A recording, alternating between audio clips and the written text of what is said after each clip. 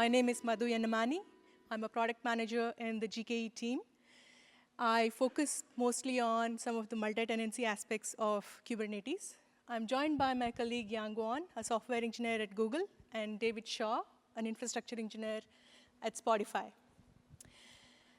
As kids, we have all been taught that sharing is good, whether you're sharing an apartment, a meal, a ride.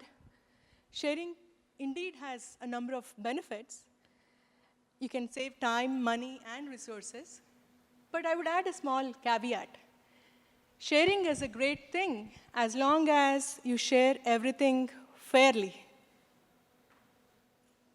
Otherwise, things can turn sour. I'm sure most of you at some point would have faced something similar. Sharing a GKE cluster is no different. You need good visibility into which tenant is consuming what portion of the cluster resources, because, again, it's very important to be fair to all the tenants. So this session is all about how you can effectively share a multi-tenant GKE cluster while holding each tenant accountable for their usage.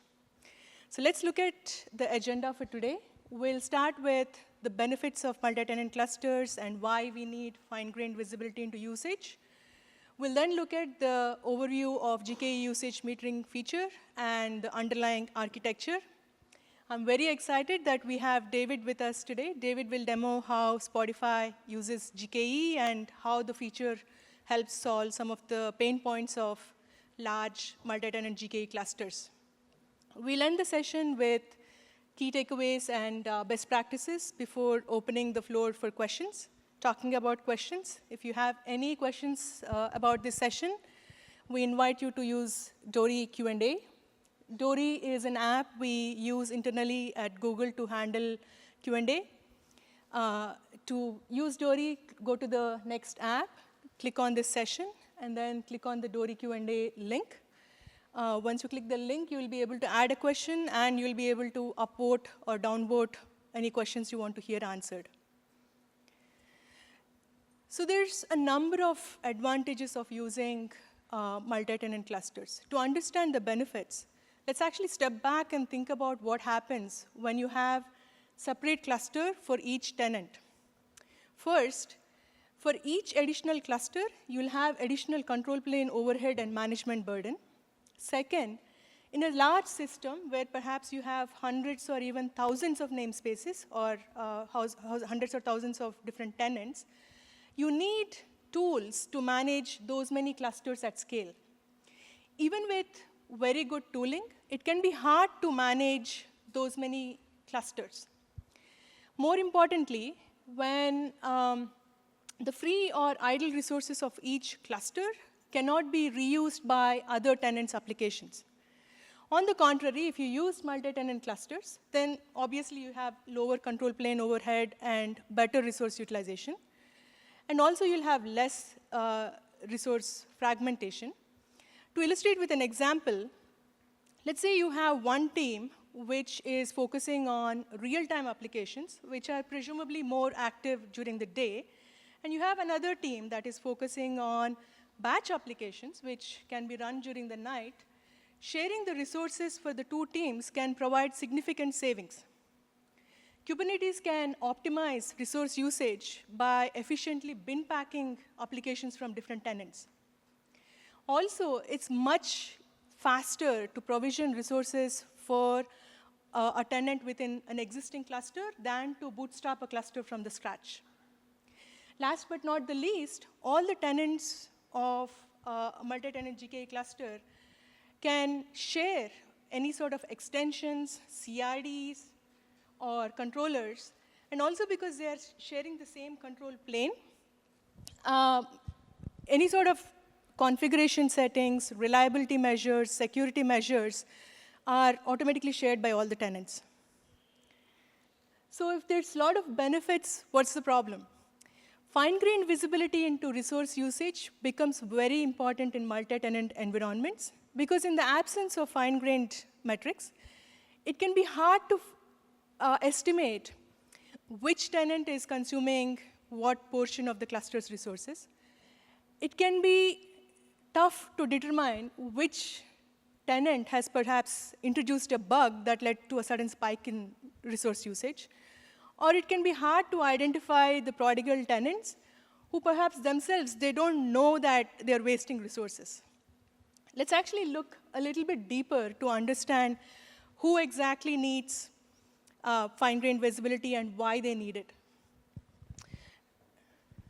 If you look at finance and procurement professionals, they need to understand actual resource usage numbers because they need to have a concrete basis for estimating chargebacks. If you don't have the real usage numbers and you resort to ballpark estimates or rough heuristics, it can again be unfair to some of the tenants. Also, as a finance officer, you want to make sure that the cost versus benefit is justified for different initiatives within your organization. You want to make sure that you're able to provide good forecasts for planning and budgeting purposes, all of which, again, require a good understanding of usage patterns and the historical trends. If you are a site reliability engineer, SRE, or a cluster administrator, it is very important to catch any sort of configuration errors or bugs that can lead to spikes in usages. A simplest example could be that one of your teams has accidentally forgotten to wind down after running a test. Or after running updates for several applications, you might realize that suddenly the inter-region network traffic, which is the expensive kind of traffic, has suddenly become 20 times the original amount. In those scenarios, you want to be able to drill down and catch the source of the problem as quickly as possible. On similar lines, if you are an IT director or a product manager, you want to make sure that the fundamental business aspects of your product or application are making sense. For example, is the revenue generated by your product more than the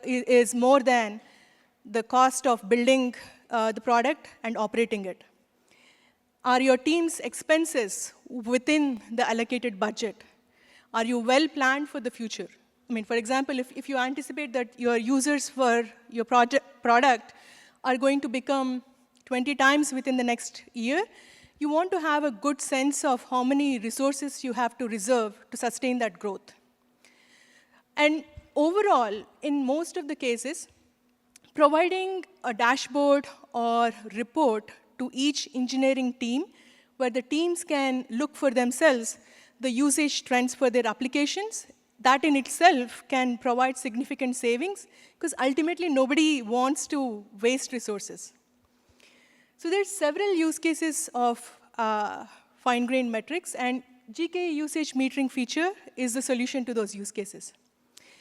The feature allows you to see your project's resource usage broken down by Kubernetes namespaces and labels and attribute it into meaningful entities. The fine-grained metrics are captured at pod level. The user can then filter, group, and aggregate the fine-grained metrics to calculate usage for different entities. The entity can be a department, an environment, a team, an application, whatever makes sense to you. Looking into the key aspects of the feature, we are currently at beta. Usage can be segregated based on both Kubernetes namespaces and labels. And the combination gives a lot of flexibility to the users. Whether you want to look at a micro level and understand which subcomponent of your application is taking up most of your resources, or you want to look at a macro level and understand the usage for the whole department or team, or you just want to estimate the cost of running a load test, you can arrive at all those numbers using the feature, provided you use labels and namespaces to organize your workloads. And the last part is really important. For the benefit of those of you who are not familiar with Kubernetes namespaces and labels, let me take a quick detour. Namespaces provide a mechanism to split Kubernetes objects into separate non-overlapping groups. Labels, on the other hand, are arbitrary key value pairs that you can attach to any of your Kubernetes objects. To illustrate with an example, let's say if you have a company which has 10 different departments, and let's say each department, on average, has 15 different microservices, then one way to organize your workloads would be to have 10 namespaces, one for each department. And for each of your microservice, you can attach identifying attributes such as application name, subcomponent name. You can attach the tier name, tier being the front end or back end or whatever makes sense for you. Or you can even attach the release or version IDs. The key is to make sure you organize your workloads in a way that is meaningful to you. If everything gets deployed into the default namespace and you don't use any labels, then you'll not be able to take advantage of the full potential of the feature. So back to the features. In terms of resource types, we are currently supporting CPU, memory, PD, GPUs, and network egress. At GA, we'll provide support for even TPU and custom machine types. In terms of reported metrics, we are currently supporting request-based metrics. Yang will talk more about the metrics a little bit later. But at GA, we will support even consumption-based metrics. With that, I turn it over to Yang for a high-level architecture overview. Yang?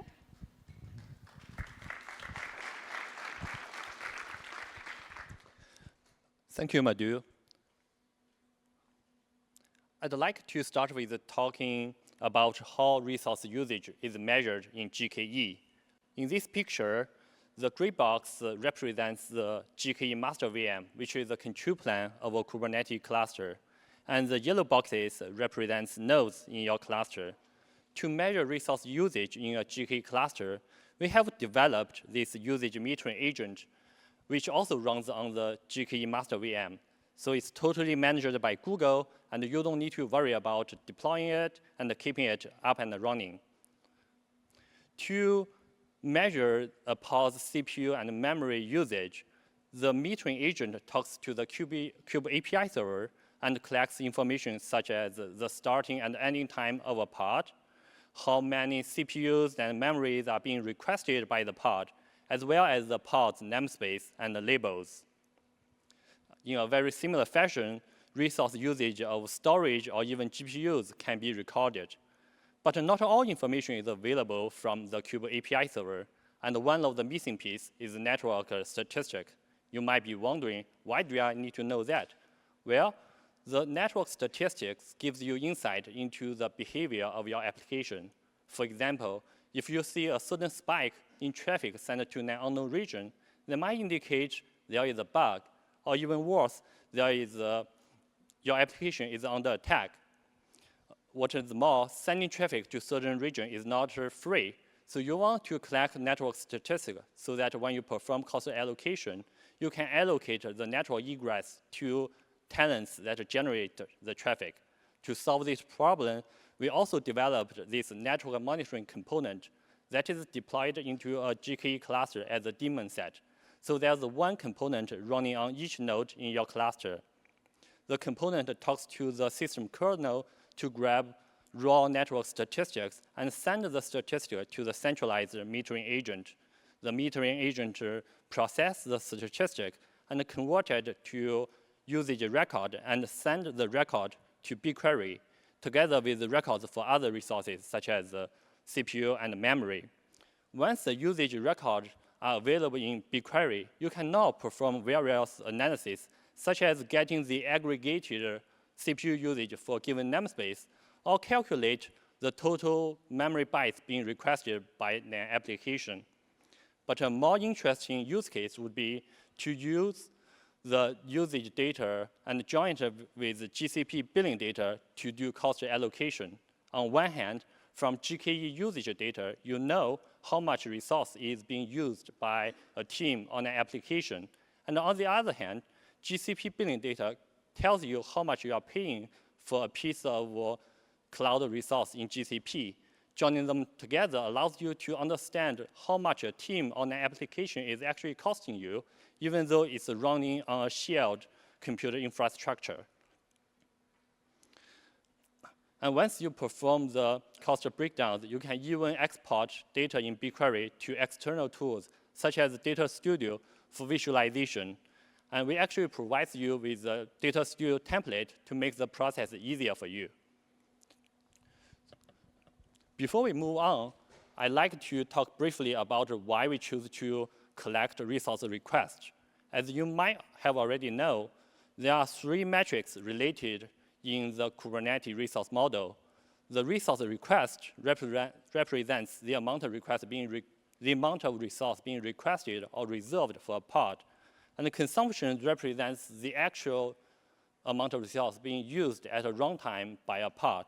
And lastly, resource limit poses an upper bound on the resource consumption. Among these 3 metrics, we choose to measure resource request and use it for cost allocation because we believe it's more relevant to the cost of your cluster. And let me explain why. So first of all, when Kubescheduler schedule pods, it uses the pod request to see whether the pod can be fit on a node. And once the pod is assigned to a node, the scheduler considers the amount of requested resource being reserved for that particular pod, regardless whether the pod is actually using it. Kubescheduler will stop assigning more pod to a node if the node does not have enough unrequested or unreserved capacity. And if none of the nodes in your cluster has enough unreserved capacity, unassigned pods in your system becomes pending. And that is when the cluster autoscaler started to resize your cluster by adding more nodes into your cluster. And this is when the cost of your cluster goes up. So based on these reasons, we believe resource request is more relevant to the cost of your cluster, and decided to use request to allocate the overall cost of your cluster. And with that, I would like to pass the floor to David to talk about how GKE usage metering could be used in Spotify. I just need that. Cool. Hey everyone, thanks Yang for that great explanation. My name is David. I work at Spotify as an infrastructure engineer. My team specifically works on migrating Spotify's stateless backend services from GCE right now to GKE. And I'm actually glad to be here today to show you how this new GKE feature that they've built looks and feels. First, a little bit about Spotify and the scale of our GCP usage. So we have over 1,000 developers. We have created, that number is correct, 2,800 GCP projects all under one org. That's a lot of projects. And spread out across all of those projects are tens of thousands of GCE instances. So that's kind of the scale that we're running at. And how do we use GCP? How do we structure our usage? Teams will own at least one project. There's usually one, we tell people to create one project per logical system. And teams own their GCE instances within their projects. So they're responsible for provisioning that capacity, for deploying services onto them, and monitoring them. So they truly own it in every sense. The centralized infrastructure teams don't really do that. We provide tools for them. And you get cost breakdown for free in your GCP billing invoice by project. So that's kind of just easy there. The lack of multi-tenancy, though, adds operational burden on teams. So what I kind of just described in the first 3 bullets is how the vast majority of Spotify's backend services are structured on GCP. And as you can probably tell, it's a single tenant design. So people just run their service on one machine, and if they need multiple replicas, they just get more instances.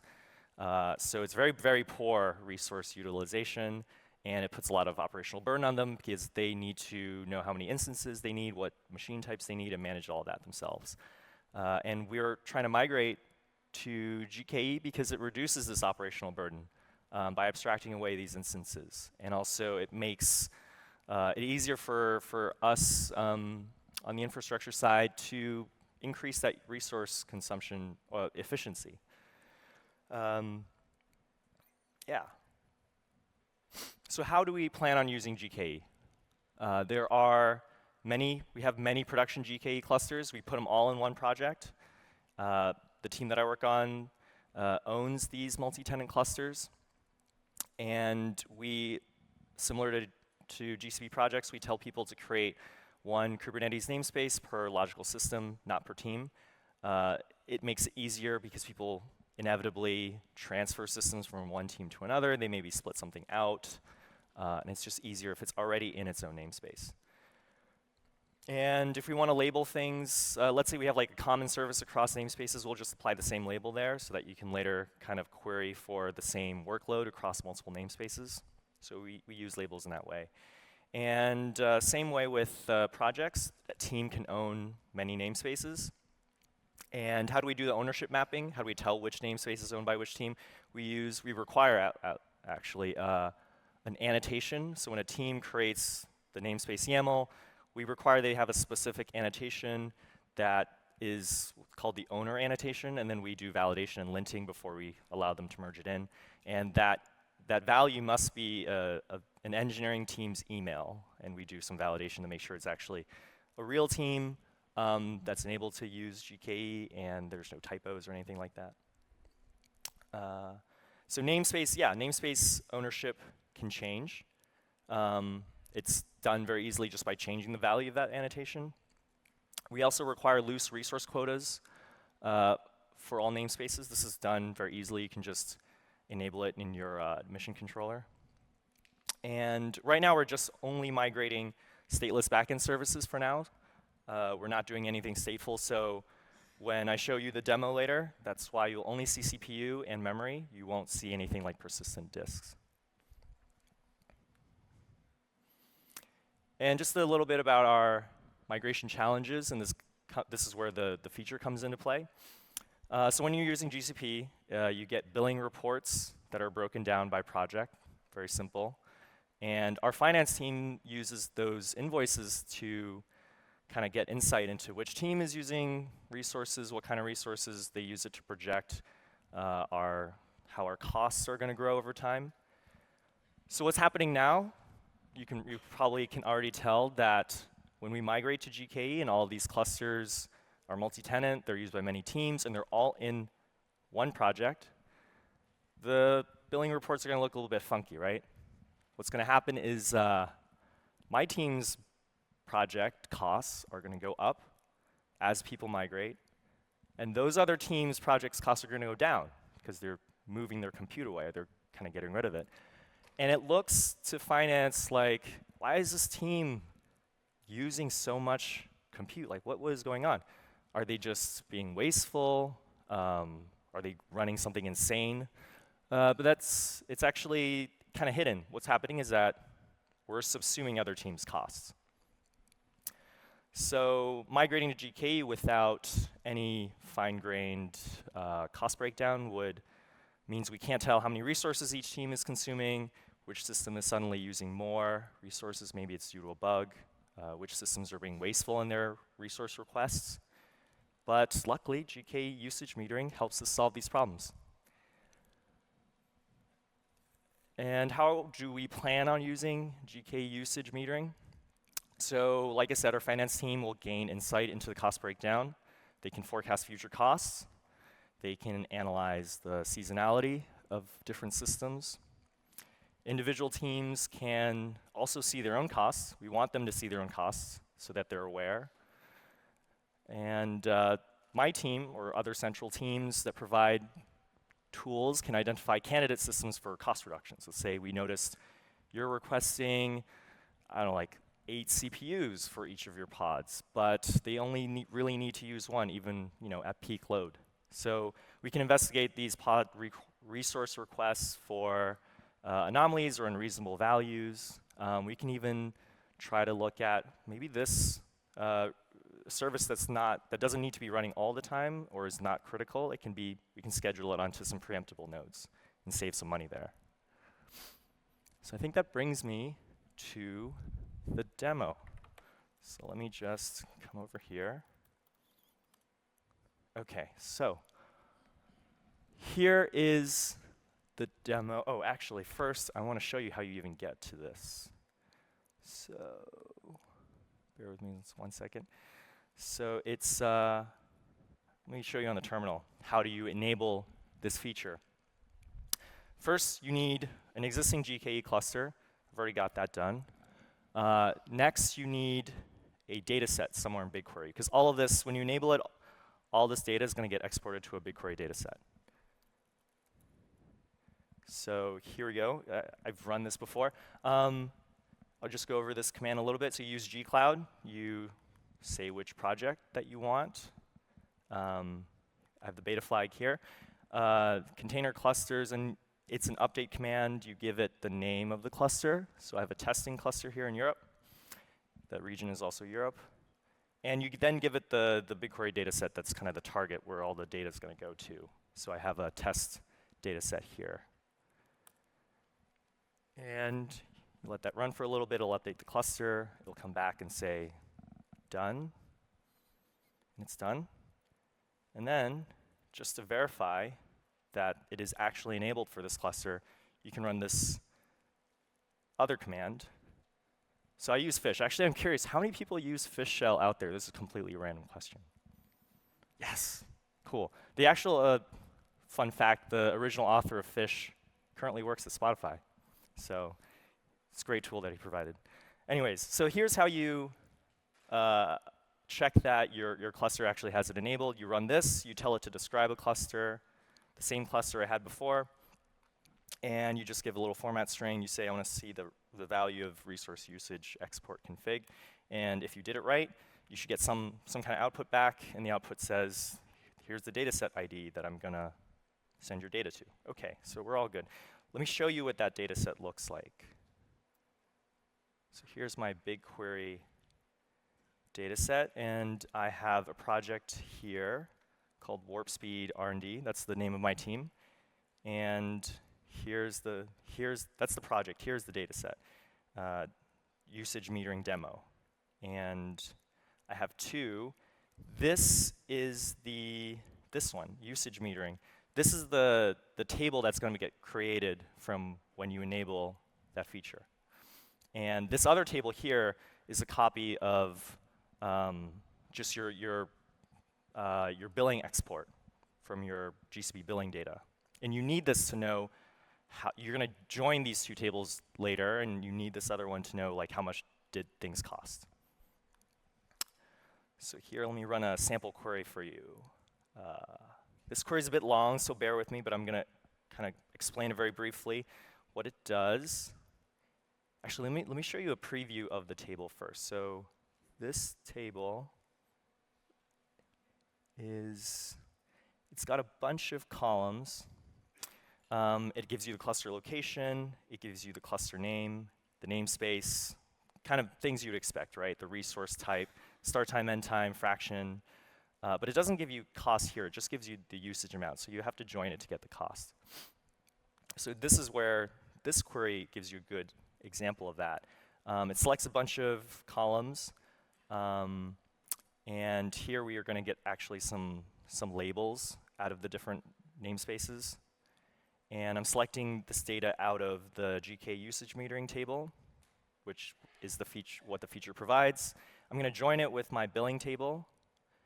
So here's the billing export table. Let me know if people can't see in the back. I hope you can see this. And then I'm just going to limit it to the first week of March to make it fast. And there's a bunch of group bys where I group by the cluster name, the cluster location. I order by cost descending. So I'm going to go with this. So actually, all of this data is actually just for illustrative purposes only. It's not actually real data. It's kind of just fake, made up. But we'll let that run. And it's done. And here's what some of that looks like. So first row, we see this is production Asia East 1. That's the name of the cluster. It's in, surprise, Asia East 1 region. I like renewable energy, so I kind of just made up all these namespace names. So we got hydroelectric here. And this namespace uses this amount of memory here from February 1st through March 7th. It costs, I'm pretty sure this is US dollars, so this costs over $1,000, doesn't have any labels. So this is an example of what that data looks like. But it's a lot to digest. You probably don't want to look at this raw, because it's a lot, unless you want to specifically check out certain things and make sure your data's sane and correct and what you expect. But luckily, in the documentation for usage metering, they give you these great Data Studio templates, which you can just copy and plug into this data set. And then you can have these very nice, beautiful visualizations, which look like this. So the provided for out-of-the-box template just has these 3 pages. I'm going to walk you through each of these 3. There's a little date drop down here. I'm showing you the first month of, or the month of February through the first week of March. And again, all of this data, as you can tell, is all made up. So it's all, again, fake with made up namespaces. Over here, we've got a little pie chart of just the cost breakdown by namespace. So we can see that 42% is just others namespaces. But the biggest one is this one called wind. Photovoltaics comes in second. So you can see very quickly who's using the most. This table over here is the same thing, but just in a tabular format. And you can get a breakdown over here by the resource type. So again, because we're using stateless services only, there's only CPU and memory. And here we got a cost trends by namespace over time. So you can see, well, for some reason, photovoltaics is going way down, but wind is going up for some reason. And on the next page, you can see more cost trends. Maybe you want to drill down by namespace over time. Maybe you just want to focus on one cluster. Maybe I just want to see, okay, in this cluster, in the production Europe cluster only, and I want to see just photovoltaics. How much did that change over time? Oh, maybe there's something interesting about this data, like there was a spike in the middle of February, and our finance team can go drill down into that and see what happened there. And the last page is similar. It's over time, but in this one you can slice and dice by labels. It's kind of the same thing here. Cluster, resource name, and then you have the label key, and then the label value that you can select. That's it for the demo. Let me go back to the slides. Thank you. All right. So how does this experience compare with and without usage metering? So what are you actually getting by using this feature? You don't need to do all the manual collection of the data yourself. They did some great magic. I don't know how it works, but it does, and I trust it to work, and that saves me a lot of time, right? The BigQuery sync makes it super easy to run ad hoc queries in Bigtable. Or in BigQuery, you can just write SQL, you can kind of run some ad hoc queries, you can schedule jobs if you want them to recur. The docs are great. You can just walk through them in a very short amount of time, and it's pretty self-explanatory. And the templated Data Studio visualizations are great. You can also plug in your own visualization if you want. Maybe you have another tool that you prefer. Anything that connects to BigQuery, welcome to use that. And the GKE usage metering can be used to check other metering tools' accuracy. Maybe you have another tool that also collects data and kind of does the same thing, but you want to check that accuracy. Maybe you want to check each other.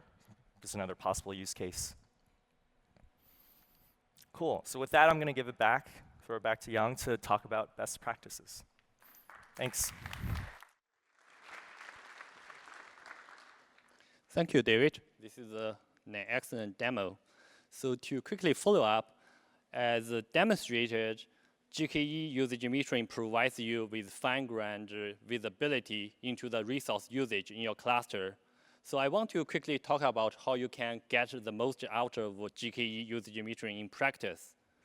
As shown, we allow you to group usage by Kubernetes namespaces and labels. So it's ideal for you to standardize and enforce a namespace and labeling strategy within your organization. First of all, it's highly recommended for you to use namespace as the boundaries for either system or teams. In particular, do not put everything into the default namespace. This not only helps you to understand the usage, but also makes it easier for you to manage quota and policy in your cluster.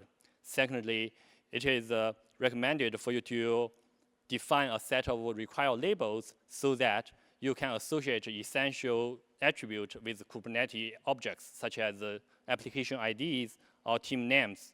Overall, the namespace and the labeling strategy you choose should reflect your organizational structure so that you can easily map a resource usage to, for example, a team within your company or a business unit.